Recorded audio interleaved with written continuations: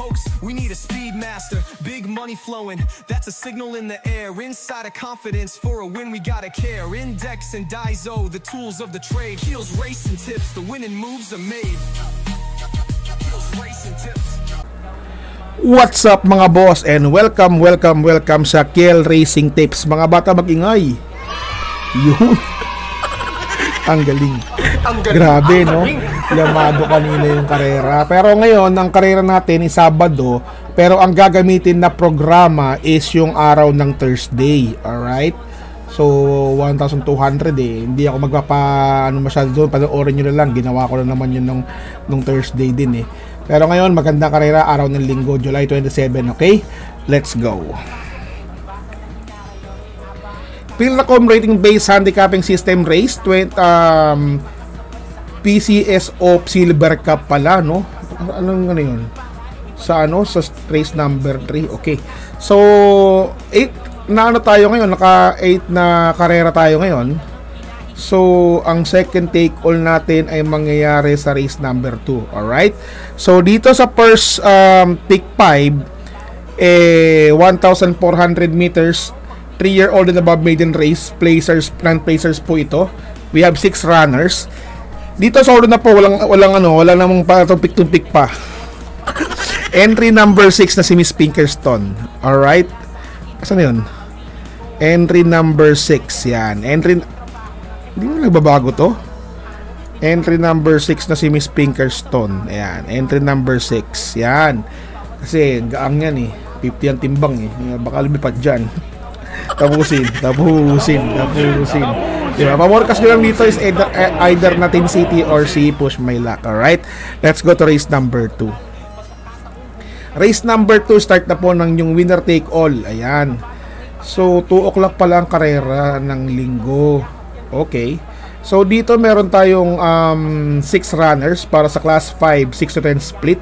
1,400 meters ang distansya. Dito magulo tong karerang to, kaya maglima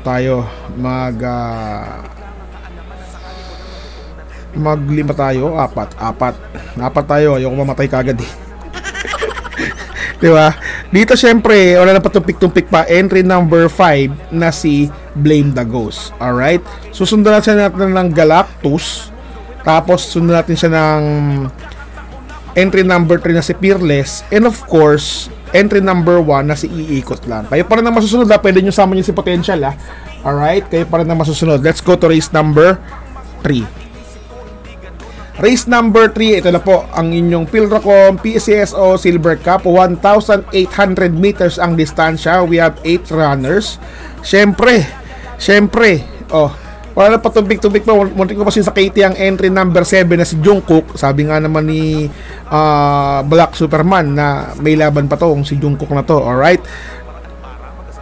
Ba't batang manda to? Tama ba yung ginawa ko? Tapos entry number 5 na si Modern Legacy. Pangilang ko si Jungkook. Pangatlo. Tapos talagyan ko ng entry number 3 na si Ghost. Yan. 4573. Dihado yung Modern Legacy ko. Diba? So kayo pa rin ang masusunod mga boss ha.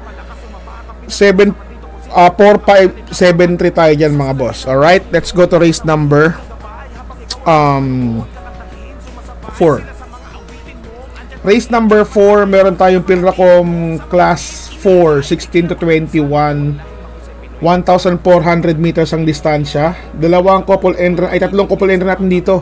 Entry number 3, entry number 6, at entry number 8. Dito muntik mapusoy sa KT ang entry number 3, no? So dahil dyan, susuluhin ko na po yan. Solo. Yan. Solo po yan.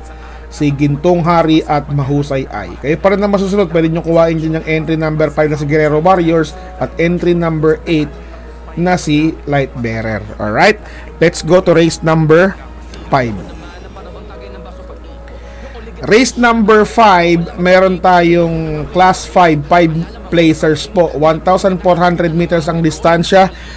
Dito, tatlo tayo dito. Sino tatlong yun? Pwede lang dalawa nga lang eh, pero tatlo tayo dito. Sino yun? Siyempre, entry number 5 na si Ivan. Lagyan natin siya ng color blast. and of course, Baling Rikit. Alright? Kayo pa rin ang masusunod mga amon tunay ha. 536 tayo dyan. Pwede nyo kuwai si Malilaboy. Kaso, 13 years old na yan. Grabe naman. Pahingin nyo naman yan. 13 years old na yan. Kung manalo pa yan, hindi good luck sa inyo. Diba? Out kami. Yun lang naman yun eh. Alright, let's go to race number 6. Race number 6, meron tayong class 5, 11, 15. 1,400 meters ang distansya. We have 12 runners. Wala tayong couple entry, no? Dito, pamos natin, walang iba kundi si Hakim. Hakim tayo dito, tapos entry number 4 na si Full Combat Order na po si Sakati. Tapos lagyan sa natin ng entry number 6 na entry number 9 na si French Leather. Dihado pala to, no? Tapos entry number 6 na si Bohemian. Kaya pala na masusunod mga boss ha. 10, 4, 9, 6 tayo dyan. Alright, let's go to race number 7. Race number 7, meron tayong class 4, 28 to 33. 1,400 meters ang distansya. Dito 1.5 lang. Pwede na yan. Crusading, tapos entry number 5 na si Paddington Catbell. Diba? Pero meron akong nakikita dihado rito eh. Walang iba kundi si Bid for Fame. Ayan na. 159 tayo dyan mga boss. Kayo pa rin ang masusunod. Alright? Let's go to race number 8. Race number 8, paratingan na po ng yung winner take all, pick 6, pick 5, pick 4. DD1 extra double. 1,400 meters ang distansya para sa class 5, 6 to 10 split.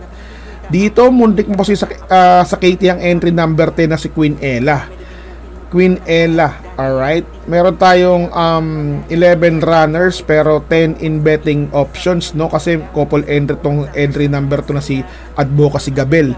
So dito, entry number 10 tayo dito na si Queen Ella. Lagyan natin ito ng entry number 2 na si Gabel.